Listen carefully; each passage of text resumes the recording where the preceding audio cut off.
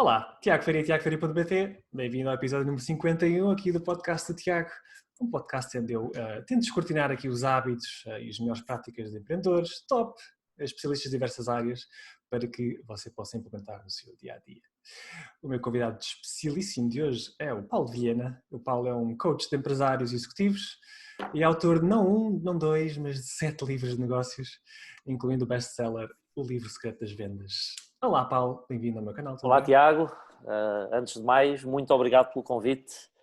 É sempre um sentimento de grande gratidão e reconhecimento quando alguém quer ouvir um bocadinho mais das minhas ideias. Não, eu é que agradeço o teu facto de teres aqui tirado um pouco do teu tempo super ocupado para partilhares aqui um pouco de knowledge aqui com o pessoal. Mas pronto, eu começo sempre por fazer esta pergunta para as poucas pessoas que ainda não te conhecem cá em Portugal, conta-nos quem é que é o Paulo de Vilhena, assim em uma frase ou duas. Então, tentando ser o mais rápido possível, o Paulo de Vilhena hoje é essencialmente um empreendedor. Eu penso em mim sempre como um empresário e um investidor. Sendo que as pessoas acabam por me conhecer muito através dos livros que eu escrevo e também das palestras que eu vou dando. Mas eu olho para mim essencialmente como um empresário da área essencialmente da área da Business Education. Portanto, aquilo que nós tentamos fazer lá na empresa é levar aos empresários um pouco do conhecimento que normalmente lhes falta para que eles possam ter melhores resultados. Certíssimo, certíssimo. Bem claro e conciso. Agora vamos explorar um pouco dessas áreas que tu especificaste, mas antes disso voltamos para trás para fazer um grandíssimo flashback. Para te lembrares um pouco e partilhares aqui connosco o que te lembrares e o que puderes sobre que tipo de criança é que tu eras, onde cresceste, que tipo de aspirações é que tinhas, era alguma coisa ligada a isto? Tive essencialmente uma infância cinzenta. E quando digo cinzenta é no sentido que não foi especialmente diferente da infância da maior parte das pessoas da minha geração. Eu cresci ali nos anos 70 e 80. Passei por momentos muito interessantes. Eu acho que a minha geração tem um privilégio, que foi ter nascido num mundo perfeitamente analógico e nós assistimos com alguma maturidade já à passagem para um mundo que hoje não é completamente digital, mas que Para lá caminho. cada vez mais é um mundo digital. Portanto, nós vimos a diferença. Os meus pais eram professores, trabalharam para o Estado a vida toda, ensinaram-me aquilo que normalmente os pais ensinam aos filhos: porta-te bem, segue as regras, estuda, tenta ter boas notas, tira um curso superior e encontra um emprego seguro para o resto da tua vida. Eu sempre escutei com atenção aquilo que eles me disseram, mas não consigo explicar exatamente porquê. Eu sempre achei que ia ser empresário. E isto, por incrível que pareça, Tiago, desde a mais tenra idade. Eu costumo dizer, e a realidade eu já queria ser um empresário antes de saber o que era um empresário. Okay. Ainda não estava cristalizado na tua mente. Eu não sabia o que era. Mesmo? Eu digo-te que tenho consciência que com 5, 6 anos, quando eu imaginava a minha vida, já era sempre numa atividade por conta própria, nunca trabalhando por conta de outra.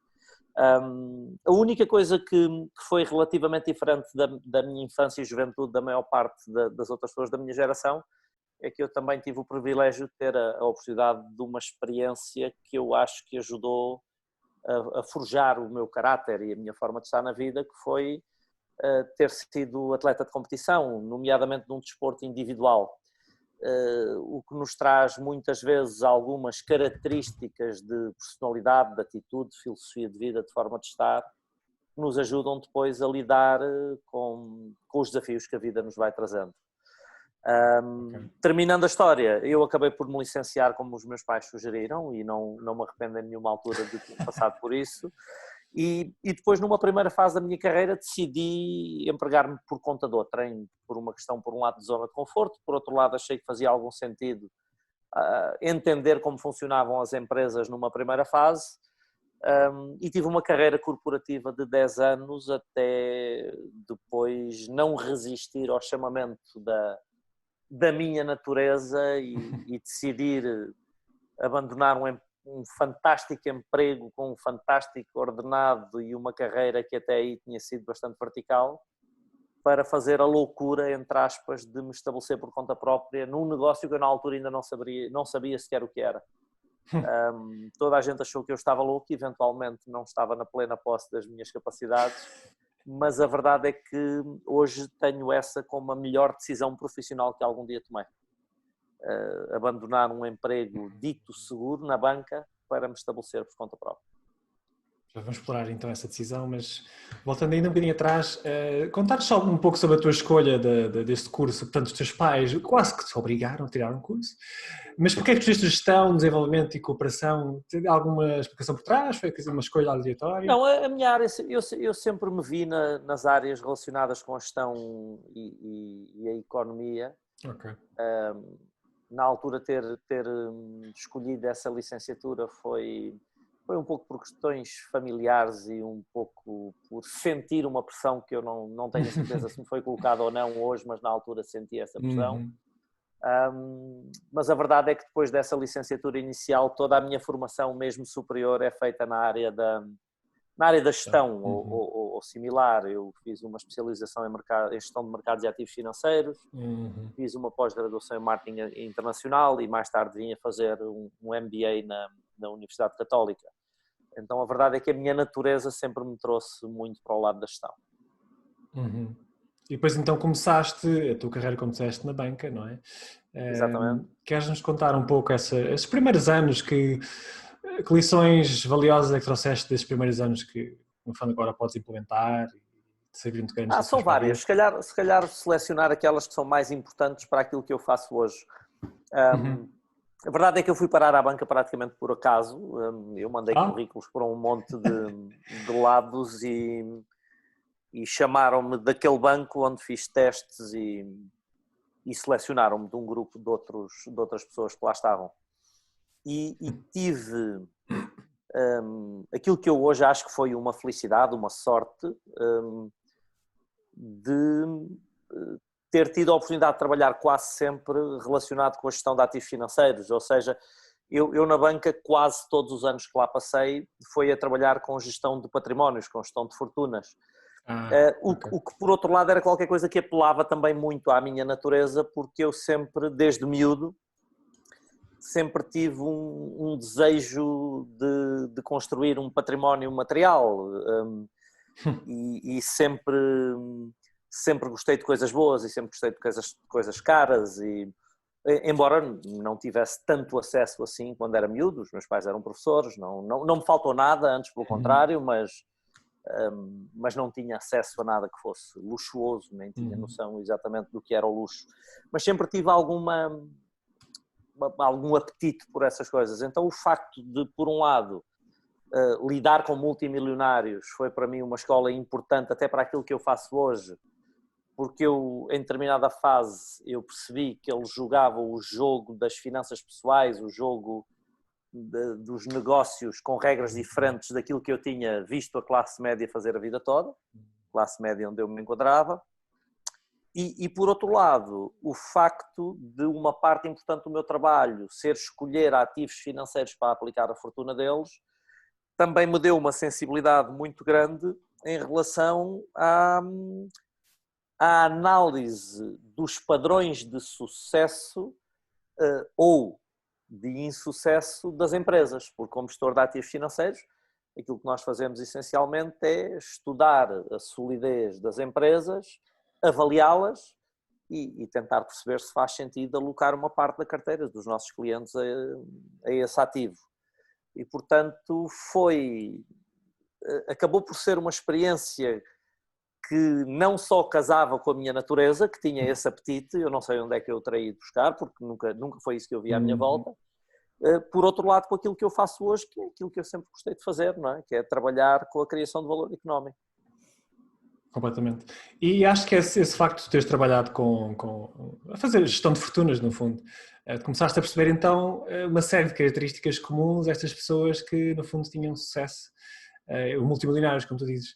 Consegues dar-nos assim, exemplificar duas, três características que sejam comuns. Sim, aliás, eu escrevi um livro sobre isso, chamei Mapa da Independência Financeira.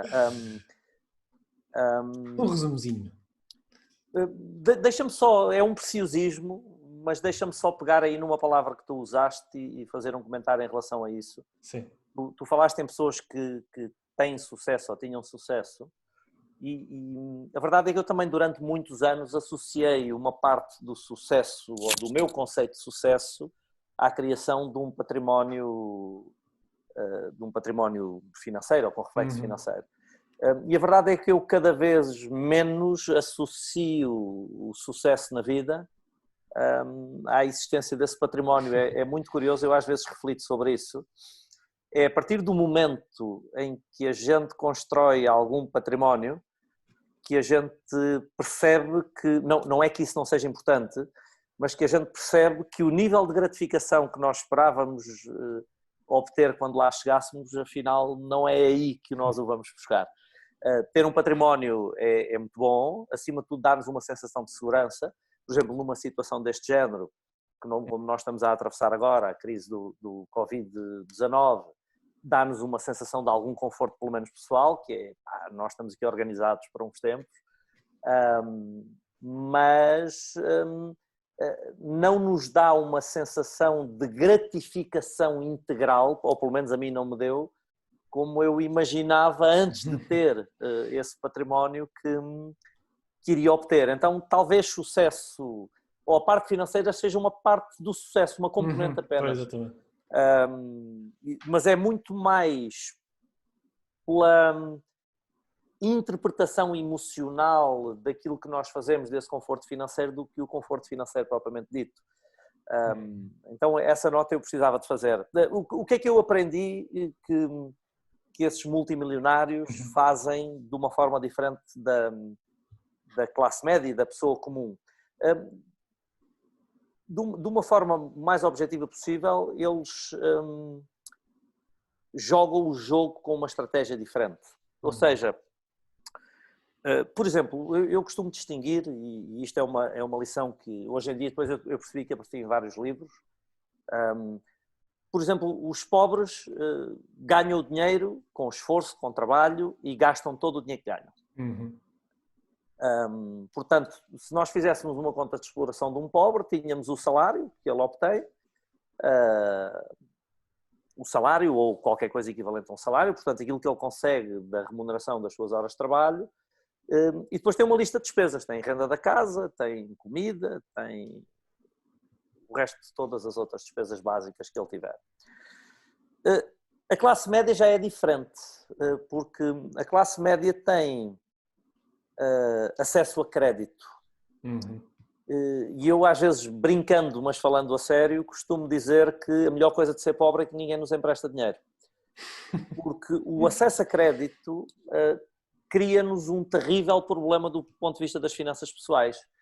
É que se torna mais ou menos corrente a ideia de que contrair dívida para consumir, que é uma coisa perfeitamente natural, perfeitamente normal e perfeitamente legítima. E não é que não seja normal e legítima, mas não é inteligente do ponto de vista da construção de algum tipo de independência financeira.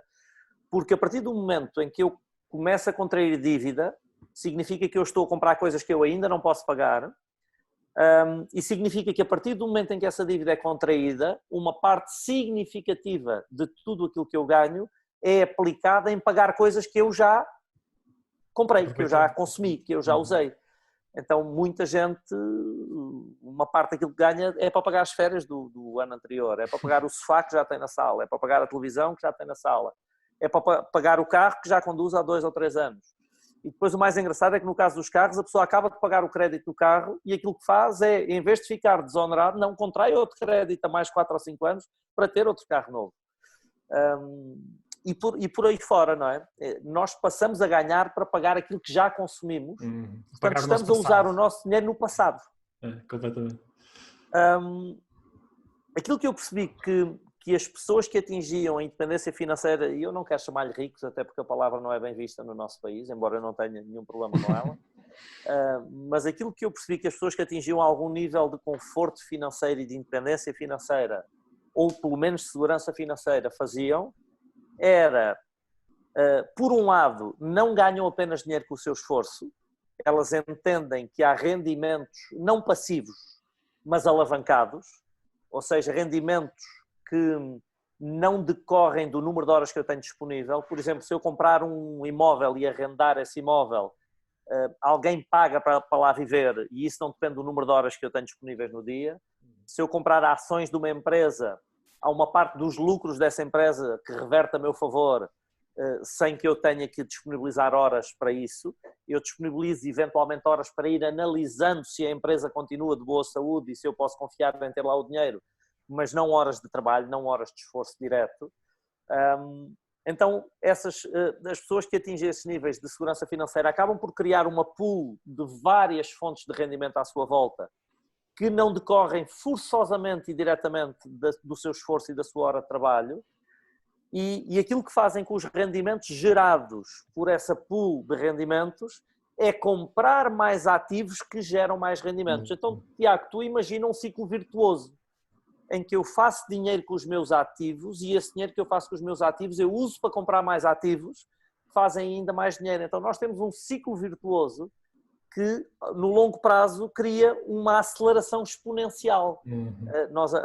A aceleração exponencial agora está na moda, toda a gente sabe o que é uma aceleração, uma curva de aceleração, e porque andamos a vê-la na epidemia do Covid-19. Exatamente. Mas a coisa mais importante para perceber sobre finanças pessoais é que quando eu compro ativos que geram mais rendimento ao longo do tempo, isto cria uma aceleração exponencial também, e por consequência um efeito multiplicativo na nossa riqueza.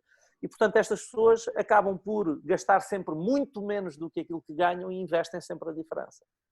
Então esta é a principal diferença na maneira de pensar. E não depende tanto da quantidade de dinheiro que se ganha, que esse é o maior alibi da classe média, que é, mas com o que eu ganho não sobra nada. Não sobra nada da forma como eu me organizei. Porque as pessoas ficam muitas vezes chocadas com o exemplo, mas o exemplo é perfeitamente objetivo e perfeitamente matemático. Se eu pegar em 5 euros por dia, e 5 euros por dia é o preço de um pequeno almoço fora, é o preço, se calhar, de um pacote de pastilhas mais uma revista, é o preço de um maço de tabaco, e grande parte das pessoas com menores condições financeiras que eu conheço têm o hábito de fumar. Há pessoas, Paulo, mas eu não fumo. Ok, mas os 5 euros do maço de tabaco estão a ser aplicados noutra forma de consumo imediato qualquer.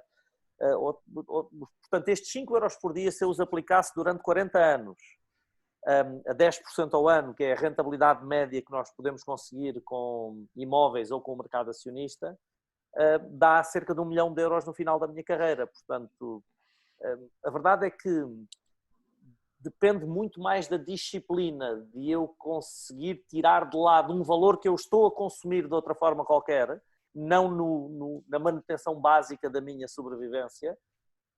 Nós todos podíamos ter uma reforma, eu não queria dizer milionária, mas pelo menos muito confortável. Completamente. E tu, exatamente, completamente bem descrito. E tu foste então observando... E sei que há pessoas que estão a ouvir isto e que não vão gostar daquilo que estão a ouvir. Se eu quero ser insultado nas redes sociais é falar deste tema. Exatamente. Mas já sabes que é bom sinal quando começas a ouvir muitas críticas e os trolls, não é? Este é o tema que mais choca as pessoas, porque ninguém quer aceitar que podia ter uma vida melhor dependendo apenas da qualidade das suas decisões. Melhor do ponto de vista financeiro, é disso que estamos a falar. Ninguém quer aceitar essa responsabilidade. É muito mais fácil eu dizer que não é possível da forma como o sistema está organizado, que não é possível com os governos que nós temos, que não é possível porque os ricos roubam os pobres, e sei lá. Nós contamos uma história qualquer a nós mesmos que justifica a situação financeira em que nós estamos, e preferimos essa história a assumir a responsabilidade de mudar a realidade. E por isso, quando ouvimos alguém que nos diz o contrário, é mais fácil não gostar dessa pessoa do que ouvir a mensagem que ela tem para nos trazer. É difícil mudar a história das pessoas, de facto. Apenas quando leem alguma coisa que realmente é transformacional, como os teus livros, ou o livro que já foi muitas vezes referido aqui no meu podcast, O Pai Rico, Pai Pobre, que foi mesmo um mind shifter na minha cabeça. Mas é difícil. O Pai Rico, Pai Pobre ensina aquilo que eu acabei de explicar. Exatamente, completamente. Mas é preciso ser a pessoa própria a tomar essa consciência. É muito difícil nós tentarmos convencer alguém. Mas, Não é para convencer. Aliás, os primeiros 10 anos da minha carreira tentava mostrar aos outros a minha razão e eventualmente convencê-los disso. Nos últimos tempos já não procuro convencer ninguém de nada, em primeiro lugar porque eu admito a possibilidade de estar errado. A maturidade e a experiência trouxeram-me isso. Eu percebi que muitas vezes não estou correto. Eu percebi que muitas vezes faço más escolhas na minha vida e acho que o cúmulo da arrogância é eu achar que as soluções que eu encontro para mim não apenas são as melhores para mim, como ainda por cima seriam as melhores para os outros. Então nem aos meus filhos eu tento dizer o que fazer. Eu peço que eles me escutem com atenção e que eles façam as escolhas deles. E portanto eu admito que as pessoas não concordem com as minhas ideias, eu até acho salutar e até acho saudável que nós não estejamos todos de acordo uns com os outros, porque isso também significa que nós podemos aprender uns com os outros. Agora, nós começamos a corromper a juventude quando ensinamos os jovens a apreciarem mais quem tem ideias iguais às nossas do que quem tem ideias contrárias às nossas, porque eu não posso aprender nada com quem pensa como eu. A verdade é que eu só posso aprender com quem pensa de uma forma diferente. Então eu hoje já não me preocupo que as pessoas estejam de acordo comigo, eu partilho as minhas ideias que me têm servido a mim na esperança de que elas possam servir a outras pessoas. Completamente.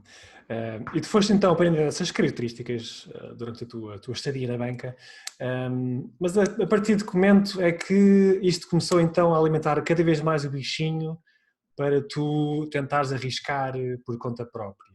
Foi uma coisa faseada? O bichinho teve sempre alimentado. A verdade é que eu sempre tive esse desejo bem vivo, nunca foi uma coisa escondida. Houve alturas em que eu se calhar não lhe prestei tanta atenção, mas ele sempre esteve bem vivo. E a minha carreira na banca termina ali no início do século, mais concretamente em 2003. Okay. E é fácil perceber que se eu atravessei aquilo que ficou depois conhecido e famoso como a bolha da tecnologia, para quem estava nos mercados financeiros foram ali 3, 4 anos extremamente difíceis, em que por muito que nós trabalhássemos e por muito que nós fizéssemos, era praticamente impossível atingir objetivos, porque as carteiras só faziam era encolher. Durante a crise do mercado financeiro, os ativos valiam cada vez menos e menos e menos e menos e menos. Portanto, nós sentíamos que estávamos num barco a remos, mas remávamos completamente contra a maré. Por muito que remássemos, a maré levava-nos sempre, ou a corrente levava-nos sempre para mais longe do que aquilo que nós pretendíamos. Então, ao fim desses 3, 4 anos extremamente difíceis, eu na altura pensei, eu estava com 32, 33 anos, e pensei, bolas, tenho 10 anos de carreira corporativa, já aprendi aqui bastante, já tinha uma carreira internacional, eu estava no Luxemburgo na altura. Exatamente. Segunda maior praça financeira da Comunidade Europeia, a maior praça financeira de gestão de fortunas da Comunidade Europeia. E eu pensei, se eu não tomar esta decisão agora, a minha carreira sempre foi relativamente vertical, sempre fui reconhecido e as coisas me correram bem. Portanto, a probabilidade de eu continuar a ter uma carreira boa e daqui por 7 ou 8 anos, quando chegar perto dos 40 ou 40 e poucos, eu estar na administração de um banco ou num cargo de alta direção, é muito elevada, e aí vou estar numa zona de conforto e com 40 anos e uma zona de conforto desse género, eu não sei se vou ter ainda o drive para iniciar um projeto de conta própria. E na altura os meus filhos estavam muito pequeninos. Aliás, eu tomei a decisão a 1, 2 meses do meu filho mais novo nascer. Sim. E isso obrigou-me também a uma reflexão que foi: eu não estou preparado para não dar aos meus filhos o exemplo de lutarem pelos seus sonhos, de lutarem pela sua natureza, por aquilo que eles querem de facto fazer. Eu não quero que um dia eles olhem para mim e sintam que eu fui incongruente porque lhes digo para correrem atrás de uma coisa de que eu não corri. E porque eu sentia também que não tinha o direito de ser menos do que um exemplo brilhante para os meus filhos. E, portanto, a decisão foi totalmente fora da zona de conforto, mas eu senti que tinha que ser tomada naquela altura. E como disse no início da nossa conversa, foi, do ponto de vista profissional, claramente a melhor decisão que tomei na vida. Voltaste para Portugal então, não foi? Voltei a Portugal Sem na grandes altura. ideias, já tinhas um projeto? Sem nenhuma ideia, Tiago, por incrível que possa parecer. Uau. A minha ideia era tirar um ano sabático. Ok. Eu sentia que precisava desse ano de reflexão, de pôr em causa muita coisa que eu tinha aprendido, de pôr em causa muita da minha experiência, e durante esse ano sabático foi exatamente onde decidi fazer o MBA na Universidade Católica. Exatamente. Só que eu, na minha cabeça, no final do ano, teria o meu projeto desenhado e pronto a arrancar. Mas não aconteceu, ou seja, ao final de um ano não tinha projeto nenhum e continuava sem a mínima ideia do que é que ia fazer a seguir. E mais uma vez, eventualmente por coincidência, e eu cada vez menos acredito em coincidências, tive um amigo que me pediu ajuda na empresa dele, que estava a crescer muito e ele não estava a conseguir já tomar conta da empresa dele, um antigo colega da universidade, e eu, como estava com tempo, fui ajudá-lo, e a empresa estava a crescer muito, mas num mês ou dois eu percebi, fui ajudá-lo como consultor, não como colaborador da empresa. Mas num mês ou dois eu percebi que o crescimento era de tal forma descontrolado que ela estava à beira de uma falência. Portanto, aprendi nessa empresa muito daquilo que não se pode fazer numa empresa, muito daquilo que não se pode fazer na gestão das PME operacional e do muito que se faz, infelizmente, por aí. Então, a experiência acabou por correr relativamente mal, porque a empresa estava fora do controlo, mas eu acabei por aprender tanto, infelizmente quase sempre pelo lado negativo, que isto criou-me uma série de alertas para quando a partir daí eu entro noutras empresas, mais uma vez como consultor. Há coisas que eu vejo acontecer que imediatamente eu já passei por isto, eu já vi este filme, eu não posso permitir que isto volte a acontecer. Patrões. Então acabou por ser uma experiência muito dura, e durou apenas 6 meses, mas que me trouxe ensinamentos incríveis para o futuro. E depois alguns clientes e fornecedores dessa empresa pediram-me ajuda também. Começo a ter ali uma carteira com alguns clientes, isto fez-me procurar uma solução para transformar aquilo que eu estava a fazer numa atividade empresarial, porque a verdade é que eu estava ali como freelancer, passava uns recibos verdes, nem sabia bem quanto é que havia de cobrar pelo meu trabalho. Então, num período ali de 6 a 8 meses, eu tive que criar uma estrutura que desse corpo e que fosse comercializável e que desse alguma organização àquilo que no fundo eu estava a fazer. E em rigor é assim que eu acabo por chegar a esta atividade que eu hoje tenho, de ajudar as empresas a crescer. Completamente. E então, nessa fase inicial, quais é que eram os maiores desafios? E o que é que te levou a não desistir? Portanto, imagina, passaste por uma fase complicada, havia sempre sim. trabalho? Sim, eu passei por uma fase complicada, não que não houvesse trabalho, mas se calhar eu aprendi uma das primeiras coisas críticas na atividade empresarial e que hoje é um dos meus maiores ensinamentos, é que o nosso retorno não depende da quantidade de trabalho que nós temos. Porque nós temos o enviesamento de percepção que há uma correlação, eu não vou dizer direta, mas pelo menos muito grande entre esforço e retorno. E isso é mentalidade de trabalhador por conta de outra, que é trocar tempo por dinheiro. E grande parte dos empresários estabelece por conta própria, mas não faz essa mudança de mentalidade, esse shift de mentalidade, porque a verdade é que nós só temos de facto, do ponto de vista conceptual, atividade empresarial, quando o nosso retorno deixa de estar ligado ao número de horas de esforço que nós damos. Eu passo de freelancer para empreendedor, no fundo, é o salto. É passar de operador para empreendedor. Okay. Então, nessa altura, eu tinha de facto muito trabalho, mas não estava a ganhar tanto com esse trabalho.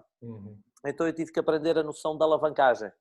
foi uma coisa que veio crescendo, foi um conceito que com o tempo veio crescendo, que em rigor é a grande chave do crescimento das empresas. É nós percebermos que o crescimento da nossa atividade, o crescimento do nosso retorno, o crescimento da nossa empresa não pode depender diretamente da quantidade de esforço que nós colocamos.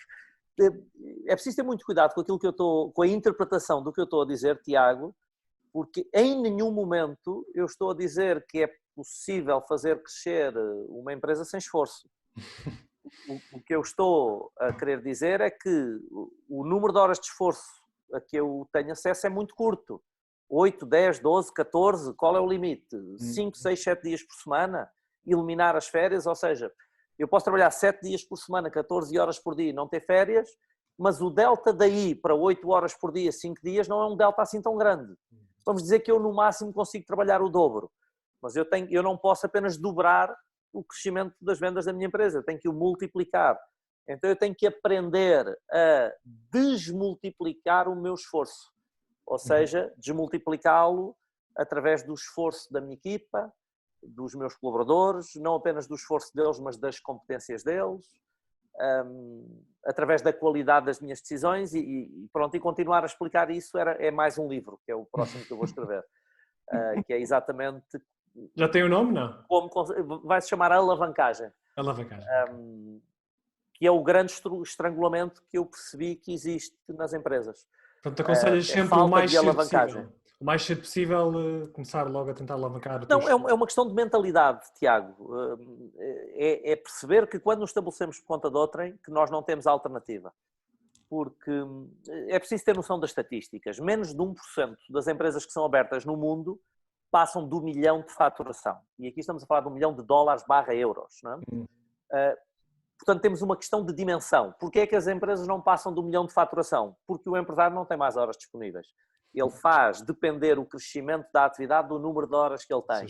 Mas temos outra estatística que é ainda mais dramática que esta, e que está ligada ao mesmo fenómeno. É que 40% das empresas fecham no primeiro ano de atividade, 80% das empresas fecham nos primeiros 5 anos e 96% das empresas fecham nos primeiros 10 anos de atividade. Sobram 4%.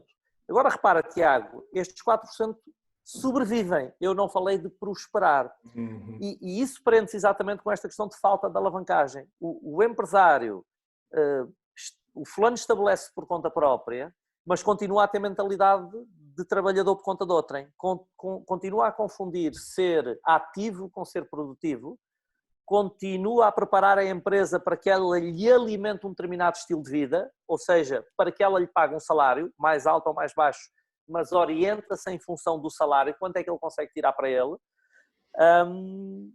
e em torno das horas de trabalho dele. Tanto que grande parte dos empresários me dizem: Paulo, eu não tenho tanto interesse em crescer muito mais porque eu assim consigo controlar as coisas.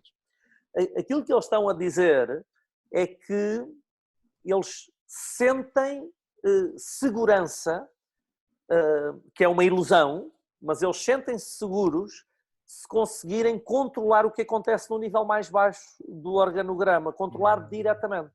O que significa que eles estão praticamente diretamente envolvidos em toda a área operacional da sua empresa. Ou seja, eles não sobem no seu organograma e, portanto, eles acabam por dedicar uma parte importante do seu esforço a operar e uma parte muito pouco significativa do seu esforço a pensar, a gerir, a criar e a empreender. Completamente. Olha, muito bem posto e faz todo o sentido, de facto. Acho que vai aqui mudar muitos, fazer o shift em muitas mentes. Então, olha, portanto, começaste a fazer a consultoria de empresas, não é? E a partir de que momento então é que surge esta ideia do Business Accelerators? Quiseste então escalar esta tua como ajudava as empresas? É uma pergunta interessante. A minha atividade começou ao comprar os direitos de uma grande empresa internacional para Portugal. Quando digo começou eu estruturei a minha atividade a partir desse momento. Foi uma empresa de business coaching. Então eu terei sido uma das primeiras pessoas em Portugal a estar envolvidas com essa indústria do coaching, podemos chamar assim. Que agora está muito na moda, não é? E passou a ser um problema para mim. Porquê, Tiago? E por favor, que quem esteja a ouvir isto não leia isto como nenhum tipo de agressão à indústria do coaching e muito menos aos coaches do mercado. Mas o coaching que eu fazia inicialmente era business coaching e em todo o lado nós aparecíamos com business coaching, não era coaching, era business coaching. Coaching de negócio, ou seja, nós usávamos a metodologia do coaching para ensinar, para ajudar, não para ensinar, mas para ajudar as empresas a crescer. E a forma como eu entendo o coaching, e a indústria do coaching até nasceu com um livro chamado The Inner Game of Tennis, o jogo interior do ténis, e a minha experiência desportiva foi exatamente como jogador de ténis, portanto sou capaz de saber alguma coisa do tema. Na minha perspectiva pessoal, e aí os puristas do coaching vão já dizer que têm uma perspectiva completamente diferente, e está tudo bem com isso, mas coaching não é mais do que uma pessoa em determinada fase da sua vida a ajudar outra a fazer melhor. Portanto, é como um treinador que se cruza na vida de um atleta e o ajuda a elevar o seu nível de desempenho, é como às vezes um pai se cruza na vida do filho e o ajuda a melhorar em algumas coisas, às vezes é um amigo, é um mentor que nos aparece pela frente, etc, etc, etc. Só que as entidades privadas que de alguma forma assumiram a nível internacional a tutela do coaching, começaram a desenhar esta metodologia com pressupostos um bocadinho diferentes daqueles que eu estou a transmitir. Nomeadamente com uma metodologia que lhes permite ganhar muito mais dinheiro, porque dizem que qualquer um pode ser um coach, e que coaching é simplesmente, de alguma forma, encontrar dentro do coachee uma série de verdades que ele tem lá dentro e com as perguntas certas eles vêm cá para fora. Bom, a metodologia do coaching é de facto a metodologia das perguntas, metodologia essa em que eu acredito. Mas eu acredito também numa componente muito grande de mentoria e de educação. A indústria do coaching já não vê as coisas desta forma. Então, o que é que acontece, Tiago? Quando nós chegamos a uma empresa e vamos fazer algum coaching empresarial, uma parte muito significativa daquilo que nós fazemos é ensinar ao empresário coisas que ele não sabe. Ele sabe muito do trabalho técnico subjacente à sua atividade, mas nem sempre sabe de gestão de empresas. Ele não tem, muitas vezes, hábitos de definição de objetivos, ele não sabe como planear a sua atividade, ele não sabe como estabelecer uma cultura empresarial, faltam-lhe muitas vezes competências de liderança, embora muitas vezes ele não reconheça que lhe faltam, ele não sabe como monitorizar o desempenho da sua equipa, ele não sabe como alinhar a equipa na execução consistente dos planos, ele muitas vezes não sabe de marketing, ele muitas vezes não sabe de vendas, ele muitas vezes, quase sempre não sabe de finanças, portanto não sabe ler o resultado do jogo que está a jogar. Ou seja, muitas vezes o empresário falta-lhe algum conhecimento, não da atividade técnica, mas da atividade da gestão da sua própria empresa, conhecimento esse que nós temos que lhe levar. Então não basta eu estar a fazer perguntas, eu tenho que lhe levar conhecimento. Mas mesmo que bastasse fazer perguntas, eu não acredito que alguém seja capaz de fazer perguntas inteligentes sobre um determinado tema se não dominar o tema. Se eu não souber nada de vendas, como é que eu faço perguntas inteligentes sobre vendas? Se eu não sei sobre contabilidade financeira, pelo menos o mínimo, mas se eu não entendo a contabilidade financeira, como é que eu faço perguntas inteligentes sobre a gestão de uma empresa? Porque o resultado é a contabilidade financeira. Então, se eu não entendo a forma como as atividades produzem o resultado, eu não posso fazer perguntas inteligentes sobre um tema que eu não entendo. Eu não conseguia fazer perguntas inteligentes sobre mecânica e eu não conseguia fazer perguntas inteligentes sobre física quântica. São temas que eu não entendo. Ainda hoje de manhã uma pessoa amiga me fazia perguntas se eu estava de acordo em relação a algumas decisões que estão a ser tomadas no que respeita à pandemia. E eu disse, eu posso ter uma opinião, mas é sempre uma opinião muito fraca. Porquê? Porque eu não entendo nada disto. Eu não sou um epidemiologista, eu não sou um matemático. Então as minhas opiniões tenderão sempre a ser ligeiras e eventualmente irresponsáveis se eu fizer fim-capé nelas. Porque há aspectos que eu não domino para eu me arrogar a poder dar opiniões ou sequer muitas vezes para conseguir elaborar perguntas inteligentes sobre isso. E então nós começámos a ver uma série de coaches formados aí no mercado, e saem milhares todos os anos, sem nenhuma formação de negócios, mas que depois se propõem a fazer coaching nas empresas porque é onde se conseguem fazer pagar. E porquê os Business Accelerators? Porque nós decidimos que em determinada altura, embora nós utilizemos uma metodologia de coaching e achemos que no fundo somos coaches de negócios, não podemos posicionar-nos em termos de comunicação da mesma maneira que as outras pessoas que estão a fazer coaching no mercado. E não estou sequer, Tiago, e que isto fique muito claro, a discutir a qualidade do trabalho que estas pessoas fazem. Bons e maus profissionais há em todas as áreas. Mas não estou a discutir sequer a qualidade do trabalho que elas fazem. Estou a dizer que o nosso trabalho é verdadeiramente diferenciado em relação a isto. E é a vossa do ponto de proposta vista de valor. da comunicação, do ponto de vista da comunicação, nós não podemos permitir ser confundidos. Então nós tivemos que criar aqui a indústria da aceleração de resultados empresariais e daí o tema Business Accelerators. Levar aceleração e excelência, não é? Ajudar a levar os negócios para o nível seguinte, não é? É um pouco isso que nós acreditamos que fazemos. Nós não podemos deixar de usar o termo coaching de vez em quando, porque essa é a nossa metodologia. E porque também precisamos de ser encontrados no SEO quando alguém procura um business coach, mas ao mesmo tempo temos que estar a mostrar ao mercado do ponto de vista da comunicação, atenção que o nosso trabalho tem contornos bastante objetivos e bastante específicos que nos distinguem dos outros profissionais que se estão a posicionar nesta indústria. E quando digo que nos distinguem, nem sequer estou a argumentar que somos melhores, mas somos claramente diferenciados. Aquilo que nós fazemos é diferente daquilo que eu vejo a maior parte dos outros coaches fazer no mercado. Nós vamos para uma empresa focados em aumentar as vendas dessa empresa, em aumentar o lucro dessa empresa, em aumentar o fluxo de caixa dessa empresa e em ajudar a reinvestir esse fluxo de caixa para que o tal ciclo virtuoso volte a ser alimentado de vendas, lucro, fluxo de caixa. E isso porque vocês percebem de marketing e por isso é que tem uma proposta de valor tão forte.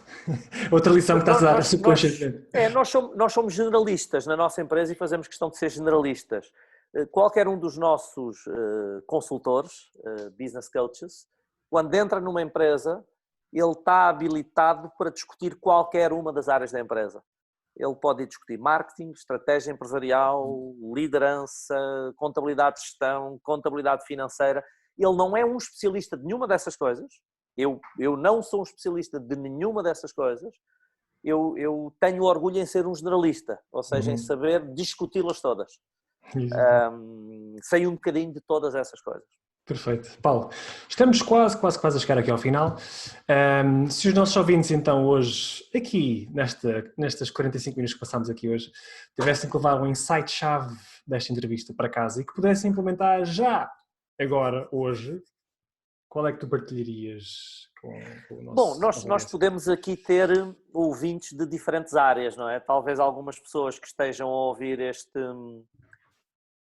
podcast sejam pessoas que o fazem porque são atentas ao fenómeno das redes sociais e te seguem a ti ou a mim por isso.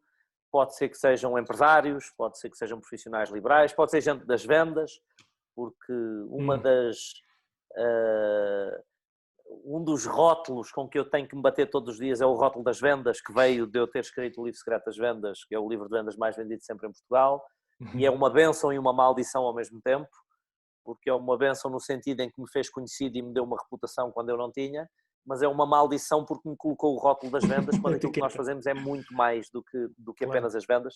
Aliás, eu tenho muito mais gozo e é o core da nossa empresa, é ajudar empresários a fazer crescer as suas empresas. Tenho muito mais gozo nisso do que em dar palestras sobre o tema das vendas especificamente ou escrever livros sobre o tema das vendas especificamente. Mas podemos ter gente das vendas, podemos ter empresários, podemos ter gente curiosa com o tema das finanças pessoais. Então eu vou tentar aqui deixar o tal insight que possa servir a toda a gente. E esse insight será seguramente um insight sobre conhecimento. Eu acredito que os resultados nas nossas vidas, Tiago, e mais uma vez admito que haja outras pessoas que acreditem em coisas diferentes, mas acredito que os resultados das nossas vidas, seja em que área da nossa vida for, seja nas finanças pessoais, seja na nossa carreira, seja na atividade empresarial, nas vendas, saúde, forma física, nos nossos relacionamentos, os resultados decorrem daquilo que nós fazemos, ou seja, da execução consistente de determinadas atividades. Os nossos resultados decorrem das disciplinas que nós temos em determinadas atividades. E essas práticas decorrem das decisões que nós tomamos a montante. Então, eu acredito muito que a nossa qualidade de vida decorre da nossa capacidade de tomar decisões, ou seja, de fazer escolhas. De escolher entre ir para a esquerda e para a direita. De escolher entre ficar aqui ou ir embora. De escolher entre ir por cima e ir por baixo. Imagina, todas as escolhas que nós temos entre comer um brócolo ou comer um bolo. São as escolhas mais básicas muitas vezes do dia a dia.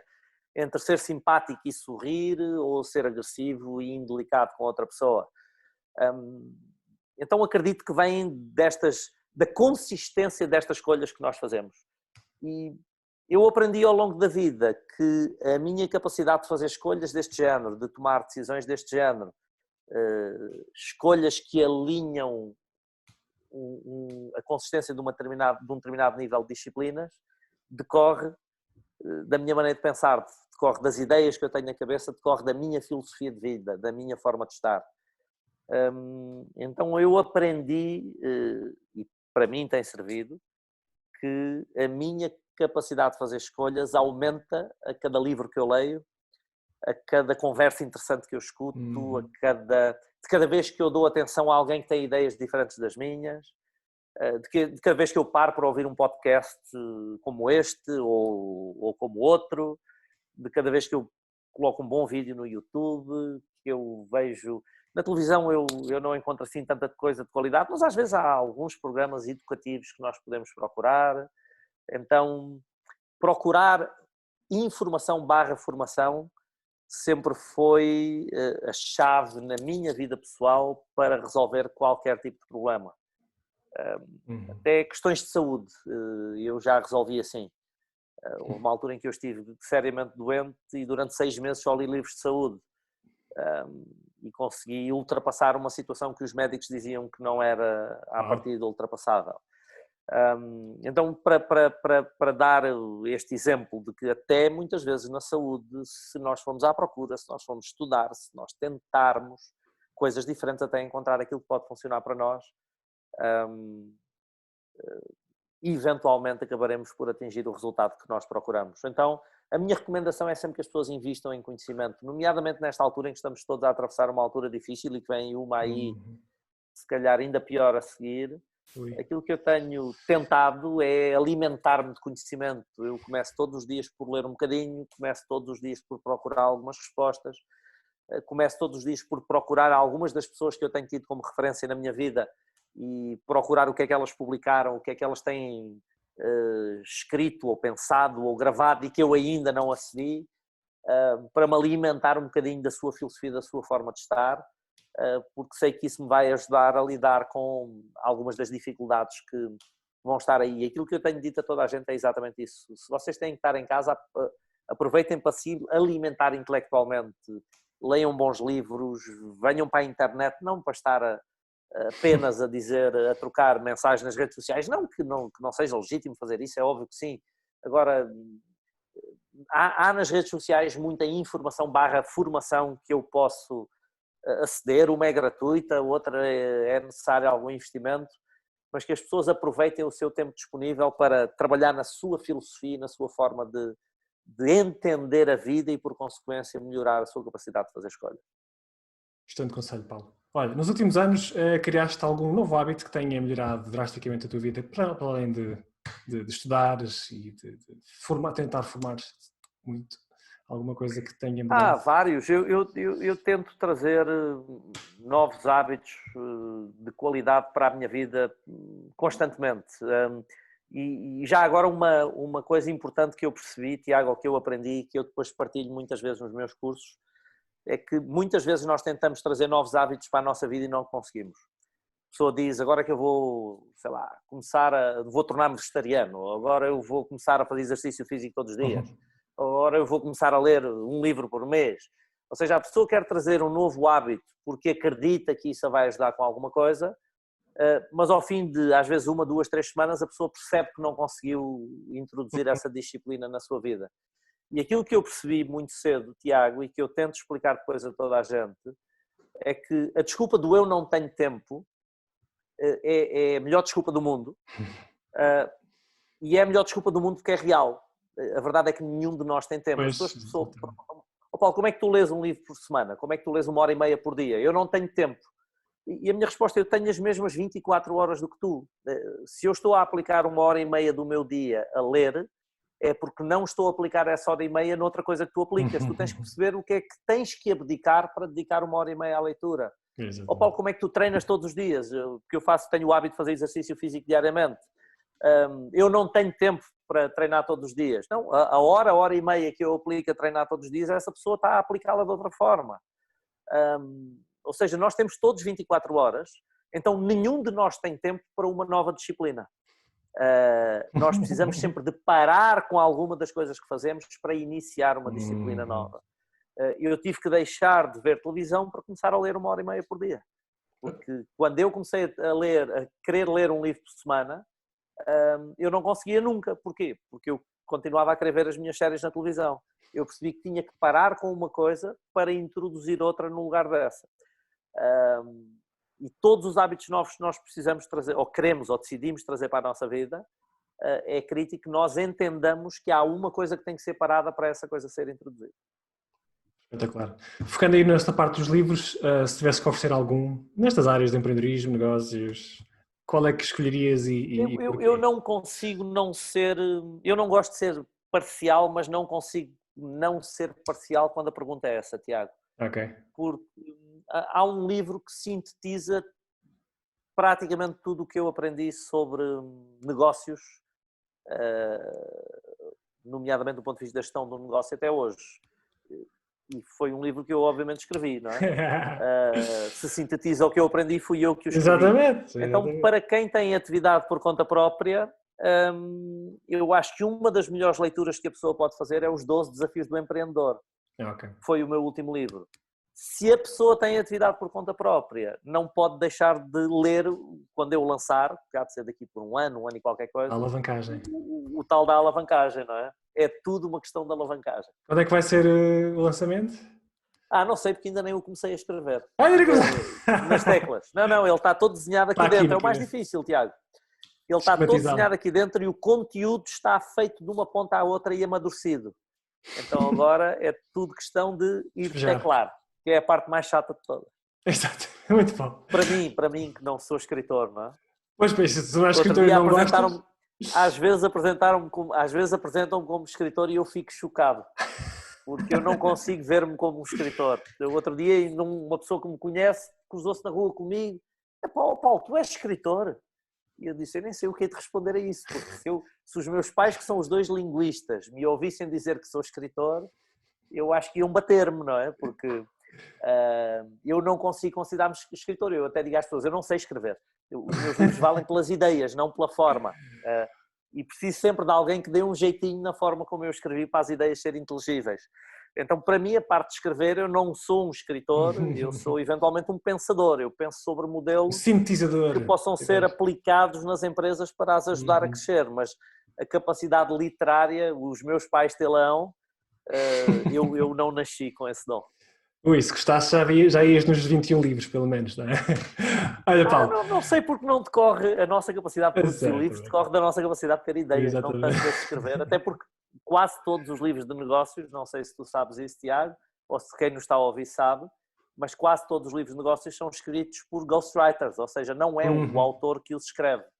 Eu confesso que já escrevi alguns dos meus livros, fui eu que escrevi, nomeadamente o famoso Livro Secreto das Vendas, esse fui eu que o escrevi, mas há alguns dos meus livros que não fui eu que os teclei. Já agora como é que fazes? Tu gravas a tua voz, por os teus pensamentos? Sim, nós temos vários métodos, porque quase sempre os meus livros dão corpo a um curso. Então eu gravo o curso no palco, eu entrego o curso a alguém que escreve, depois dou várias entrevistas a essas pessoas, sou eu que preparo os índices, Então, basicamente, a pessoa vai escrevendo à medida que eu vou orientando. Depois, obviamente, que eu tenho que rever tudo. Há livros mais difíceis de rever que outros. Por exemplo, o livro das finanças pessoais, o mapa da independência financeira, como tem alguns detalhes técnicos importantes, é muito difícil de rever, porque muitas vezes alguma coisa, se não é escrita não vou dizer numa perfeição técnica, mas num rigor técnico grande, epá, se alguém que sabe do tema vai ler aquilo, vai dizer este fulano foi um imbecil nisto que acabou de escrever aqui. Então há livros, quando entramos em componentes mais tecnicamente mais objetivas, é preciso ter muito cuidado a rever, porque não pode ser dito nada que alguém possa apontar e dizer isto está tecnicamente errado. Mas é assim, a pessoa vai escrevendo de uma forma guiada, não é? E tudo é revisto. E depois uma coisa importante é que o ghostwriter encontra a nossa voz. E não é fácil isso, encontrar um ghostwriter que quando escreve aquilo que tu pensaste, as pessoas não percebam que foi outra pessoa a escrever. Porque é muito curioso, pessoas que me conhecem muito bem e que às vezes leem um dos meus livros, um daqueles que não foi escrito diretamente por mim, sim, e que dizem, pô, ninguém diria que não foste tu a escrever, porque é a tua voz que está aqui, é a tua forma de comunicar, é a forma muito como bom. Tu colocas as coisas, é a forma como tu articulas as frases. Então encontrar o ghostwriter que tenha a capacidade de fazer isto não é fácil. Muito bom, muito bom. Paulo, como é que as pessoas podem saber mais sobre ti? Qual é que é o link, ou os links? Hoje é fácil, porque por um lado podem ir ao nosso website, paulodevilhana.com, e sabem tudo sobre nós, mas dado o trabalho que nós fazemos aí de marketing nas redes sociais, onde quer que as pessoas vão, encontram-nos. Estás em todo lado. Se forem ao Google, se forem ao Facebook, ao Instagram, ao LinkedIn, nós tentamos estar em mais ou menos todo o lado e não apenas encontrarem informação sobre mim ou sobre nós, sobre a empresa, mas também uma quantidade incrível de conteúdos, grande parte deles, ou a esmagadora maioria deles de acesso livre e gratuito, onde podem conhecer um pouco do meu e do nosso trabalho. Não, tens uma excelente equipa, um abraço aí para o Nuno Baltazar, que ele teve a falar comigo. Temos uma grande equipa, temos, sim, senhor. Muito obrigado pelo teu tempo. Nestas condições. Obrigadíssimo, Paulo. Então, obrigado eu mais uma vez pelo convite, Tiago, foi um prazer. Igualmente, um prazer. Até à próxima, adeus. Pronto, foi então o final do episódio número 51, espero que tenha gostado. Se gostou, por favor, deixe o seu gosto. Se tiver alguma pergunta para o Paulo, deixe nos comentários abaixo e eu depois vou tentar ir atrás dele para ele responder. E subscreva o canal para ver futuros vídeos e entrevistas. Muito obrigado pelo seu tempo e até à próxima.